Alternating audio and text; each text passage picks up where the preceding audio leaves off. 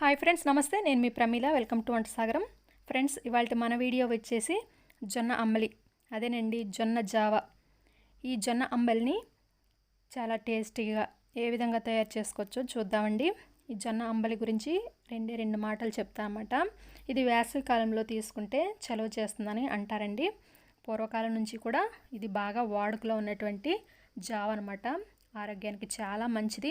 ఇందులో మంచి మినరల్స్ కూడా ఉంటాయి, ఐరన్ ఉంటుంది. సో మరి ఇంత ఆరోగ్యకరమైన జొన్న జావని కంపల్సరీ వారానికి ఒకసారైనా తాగితే మంచిదనమాట. మరి దీన్ని నేను ఏ విధంగా చేశానో మీరు కూడా చూసి నచ్చితే లైక్ చేయండి, మీ ఫ్రెండ్స్కి షేర్ చేయండి. మీరు మన ఛానల్కి క్రొత్త వారైతే కనుక సబ్స్క్రైబ్ చేసుకోవడం మర్చిపోకండి. దీనికోసం ముందుగా 1 టేబుల్ స్పూన్ జొన్న పిండిని తీసుకొని ఒక బౌల్లో యాడ్ చేసుకొని వాటర్ యాడ్ చేసి ఉండలు లేకుండా కలుపుకోండి. ఈ జొన్న అంబలిని ఈ విధంగా జొన్న పిండితోనైనా చేసుకోవచ్చు, జొన్న రవ్వతోనైనా చేసుకోవచ్చు. ఇక్కడ నేను జొన్న పిండితో చూపిస్తున్నాను, మరలా జొన్న రవ్వతో ఒకసారి చేసి చూపిస్తానండి. ఈ విధంగా వాటర్ యాడ్ చేసుకొని కలిపి మూత పెట్టేసి ఒక అరగంట పాటు నాననివ్వండి. ఇక్కడ జొన్న పిండి అరగంట పాటు నానిందండి. ఇప్పుడు మనం దీంతో జావను తయారు చేసుకుందాం. ఇప్పుడు స్టవ్ మీద ఒక పాత్ర పెట్టుకొని 1/2 లీటర్ వరకు వాటర్ని యాడ్ చేసుకోండి. వాటర్ బాగా మరుగుతూ ఉన్నప్పుడు మనం కలిపి పెట్టుకున్న జొన్న పిండి మిశ్రమాన్ని యాడ్ చేసుకోండి.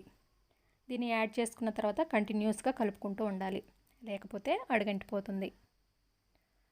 సో ఈ విధంగా కలుపుకుంటూ నేనైతే అరగంట సేపు ఉడకబెడతానండి. ఎక్కువసేపు ఉడికిస్తేనే మంచి టేస్ట్ అనేది వస్తుందన్నమాట. 5 నిమిషాలు 10 నిమిషాలు కూడా ఉడికిపోతుంది, కానీ అంత టేస్ట్ రాదు. అందుకని ఒక అరగంట సేపు దీన్ని ఉడికించుకోండి. దీనిలో తగినంత సాల్ట్ని యాడ్ చేసుకొని కలుపుకోండి. ఈ జావ ఎప్పుడూ కూడా థిక్గా ఉండకూడదండి, పల్చగా ఉంటేనే తాగటానికి బాగుంటుందన్నమాట.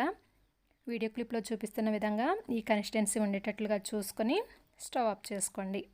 దీన్ని చల్లారనివ్వండి. ఈ విధంగా చల్లారిన తర్వాత ఇప్పుడు దీన్ని తాగే పాత్రలోకి యాడ్ చేసుకుందాం. దీన్ని 3 రకాలుగా మనం తయారు చేసుకోవచ్చు. ఒకటి ఉప్పుగా, ఆల్రెడీ మనం తయారు చేసిన దాంట్లో ఉప్పు వేసాం కాబట్టి అదే విధంగా తాగేసేయచ్చు అనమాట. ఉప్పుగా ఉంటుంది, గంజిలాగా ఉంటుంది. తర్వాత కారంగా, మీకు ఇష్టమైతే కొద్దిగా కూరలో కారాన్ని చిటికెడు రాల్చుకొని కలుపుకోండి. టేస్ట్ అనేది బాగుంటుంది. ఈ టేస్ట్ మీకు ఇష్టమైతేనే ఇలా యాడ్ చేసుకోండి. తర్వాత ఇంకో పాత్రలో యాడ్ చేసుకొని దానిలో కొద్దిగా బెల్లం కానీ పంచదార కానీ యాడ్ చేసుకోండి.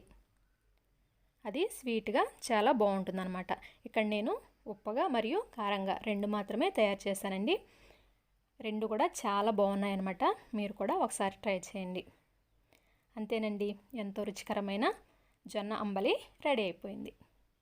Thanks for watching.